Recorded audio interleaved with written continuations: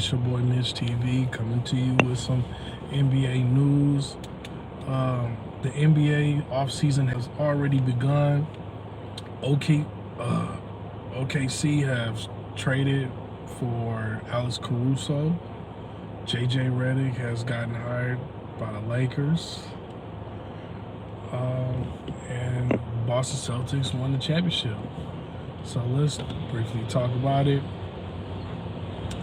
Alex Caruso getting traded to the OKC Thunder is a great move. This will push OKC, Alex Caruso. Chicago gotten Josh Giddey back. And the reason why Chicago is trading for Josh Giddey because of the fact Chicago's getting ready to get rid of Lonzo Ball. I think it's either Lonzo Ball's contract is up this summer or he has 1 year left and they're going to get rid of him in a trade. So if Lonzo Ball is a free agent this summer, he's not going to sign another big contract. I think he's going to be most likely a mid-level deal type player or a minimum salary player. I would love to see Lonzo either come back to the Lakers because the Lakers need a backup point guard. So that would be great. Lonzo come back to the Lakers. That would be great for the Lakers. Even though he plays well with LeBron. OKC, they making some big moves. I'm just gonna let you know that's not the last move OKC is gonna make in the offseason. Remember, they have about 18 draft picks in the next 8 years. 18 draft picks in the next 8 years. So that's about, on average, like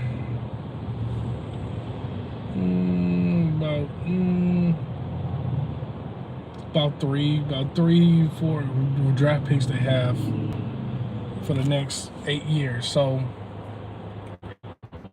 remember, OKC's making moves. This is not the last move. And I think OKC is going to make a run at a big free agent this summer. I could see them making a run at Kevin Durant. If Kevin Durant asks for a trade, don't be surprised OKC is going to offer the Phoenix Suns about 6 or 7 draft picks. Because that's what Phoenix is going to do. They might ask for draft picks, and I bet you OKC will say, we'll give you about 7 draft picks for Kevin Durant. And guess what? Phoenix is going to take it. And OKC has the salary cap to fit all those players. So this is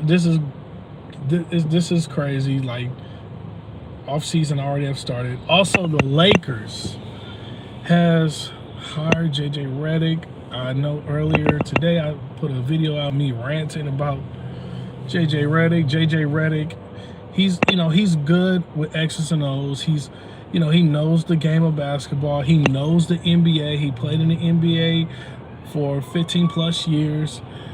He knows everything about the league. But I just did not like how everything was orchestrated. I knew all along that the Dan Hurley news was a prop. The Lakers was propping Dan Hurley to take away the backlash of hiring JJ Redick. The Lakers knew Dan Hurley wasn't going to take the job because they offered him the same deal that UConn was going to offer Dan Hurley. Just think about it. Dan Hurley was offered about 5 years, $70 million, right? UConn can offer the same contract. UConn can offer the same exact contract. That's why he turned it down. Because UConn is a multi-billion-dollar conglomerate. Even though it's a college, they make billions of dollars a year off of their endorsements with Nike, or I think they were either with Nike or Jordan. Also with their basketball team, and and other source of income, UConn is making money off of. And everybody knew that. So when the Danny Hurley thing died down, the Lakers went right back to interviewing JJ Redick. Everybody knew it was some BS. Everybody knew that JJ Redick was going to get hired the whole time. Everybody knew that. Everybody knew that. So it was not a surprise. Also, I'm going to talk about the Boston Celtics. Congratulations to the Boston Celtics. Banner number 18. I will say this, the Boston Celtics has finally did it. I have watched this team from the time they drafted Jaylen Brown and Jason Tatum. And it's kind of crazy that the Lakers passed on both of them and got Brandon Ingram and Lonzo Ball, which was not bad. I think the year they drafted, the year that Jason Tatum was drafted, or I think that's when Brandon Ingram was drafted. I think that was a good pickup, but I would have picked. No, it was Jaylen Brown was picked up. Jaylen Brown was picked up around that time. But I think when the year the Lakers was supposed to draft, when they drafted Lonzo Ball, I felt like they should have drafted Jason Tatum. But, you know, here, say there, you know. But the Celtics finally did it. They finally got over the hump. People don't know that the Celtics, this tandem with Jason Tatum and Jaylen Brown was, you know, developing and building for 7 years. From, like, you gotta understand that both of those players walked into a winning situation. They both walked into that winning situation. So it took 7 to 8 years to build that team. And people don't know, it started by Danny Ainge breaking up the Boston Big Three, where they traded Paul Pierce and Kevin Garnett to the Brooklyn Nets. Then they let Ray Allen walk and go to the Heat. And then they turned around and traded Rondo to the Dallas Mavericks. And all those draft picks Boston have gotten back, those draft picks turned into Jason Tatum and Jaylen Brown. And it also turned into other draft picks too. That was in the second round. But it took one trade to turn that whole franchise around. Well, 2 trades really. 2 trades to turn that franchise around. So, yeah, patient. They don't want to go through the grind. Like, you can even tell, like, even, and you know, people gonna say, well, we went through it with Shaq and Kobe. People forget. Shaq wanted to come to the Lakers. Kobe was, and you remember, the Lakers was already a playoff team before Shaq. That's what a lot of people don't know. Remember, the Lakers had Eddie Jones and Nick Van Exel and Vlade Divac. There was a young, exciting team at that time. And then they was already, I think the Lakers got put out in the second round the year before they got Shaq.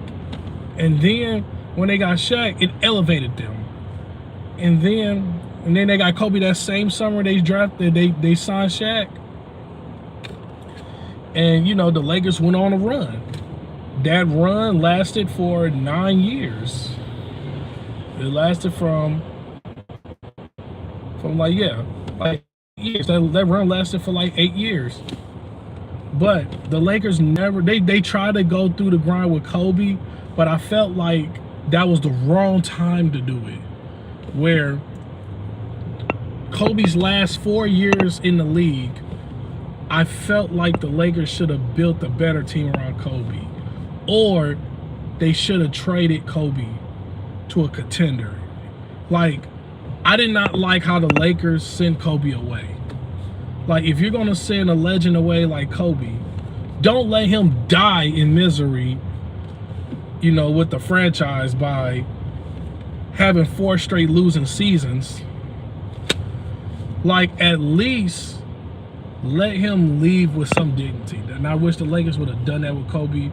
If I was the GM of the Lakers at that time, I would have traded Kobe. I would have traded him, and it's not based on how Kobe performed. It was based on I wanted to do Kobe a favor and have him win a 6th ring. Because Kobe wanted to win a 6th ring, and I would have just traded Kobe to a contender for maybe a couple draft picks, and then I would have just sent Kobe away the right way. But I understand Kobe wanted to stay, be loyal, but the Lakers did a disservice to Kobe. Also, you know, continue on the Lakers with, you know, back to JJ Redick. I'm just gonna say this: Lakers are still trash. They're still trash. Still trash. Lakers is gonna be in the same predicament they was last season. They're gonna win about 45 games. They're gonna be an 8th seed. They're gonna run into Denver or Minnesota, and they're gonna get put out in the first round. Same thing. They're gonna run into the same situation. And the Lakers don't have no cap space to make any moves. None whatsoever. And the Lakers, and here's the thing, hiring JJ Redick is not gonna draw free agents. Like, let's just say this. Let's say if the Lakers would have hired somebody like Sam Cassell, which there is a report that Woj put out that the Lakers are potentially bringing in Sam Cassell and Rajon Rondo and Scott Brooks as coaching assistants to JJ Redick, which that's going to be a good coaching staff around him. But,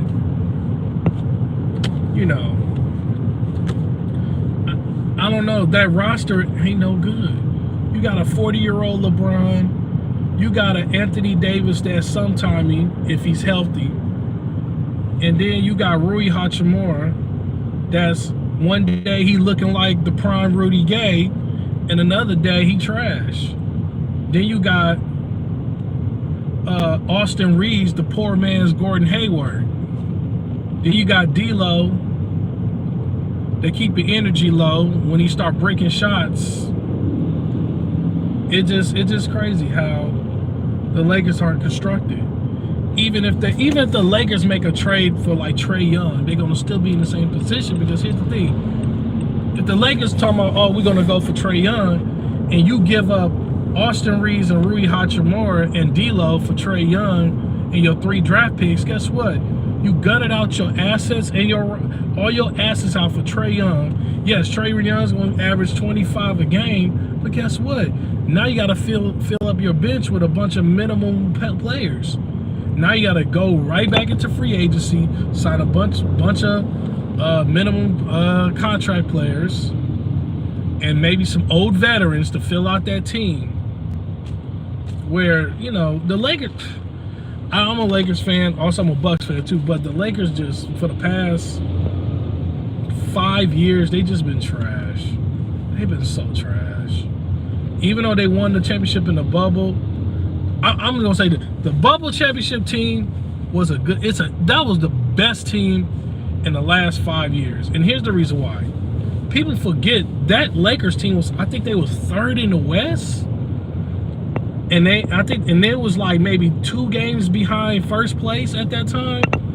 And then COVID happened. So if the Lakers, see that, and look at that team the Lakers had. They had a lot of defense. They had a lot of playmaking. And they had a lot of shooters. That was the reason why that team was so good. And they kept that team together the next year. And then the team fell up. Then they didn't. I think they didn't even make the playoffs that next year because half of that team was injured. That's what people forget. Half of that team was injured. And then no. They did make the playoffs. They got put out by Phoenix. That's what happened. They got put out by Phoenix, and then I think the next year they didn't even make the playoffs because half of that team was injured. They got Russell Westbrook, which that was the worst trade in God's history because LeBron was crying, throwing a temper tantrum, saying he want, the front office to get Westbrook, where all they had to do was stay pat for that year and they would have got Bradley Beal. That's all the Lakers had to do. All they had to do was stay pat for another year and they would have got Bradley Beal. They would have presented that same, if you think about it, that same trade package that the Lakers gave the Wizards for Russell Westbrook. They could have just kept that for one more year and gotten Bradley Beal. Or they could have got Donovan Mitchell. That's all they had to do, stay pat for one more year. They would have got Donovan Mitchell or Bradley Beal. But the Lakers got so desperate because they sold out to LeBron. And LeBron is one of my all-time favorite players. But the thing I hate about LeBron, he's just so narcissistic. It's like he has, he throws a tantrum when stuff don't go his way. He's like a little child, a rich child. That's all LeBron is. But all the Lakers have to do is stay pat, like what I was saying earlier. But anyway, I'm just rambling and ranting and just giving you some news. But yeah, like, comment, share, and subscribe. Tell me what y'all think. It's your boy Mitch TV. I'm out.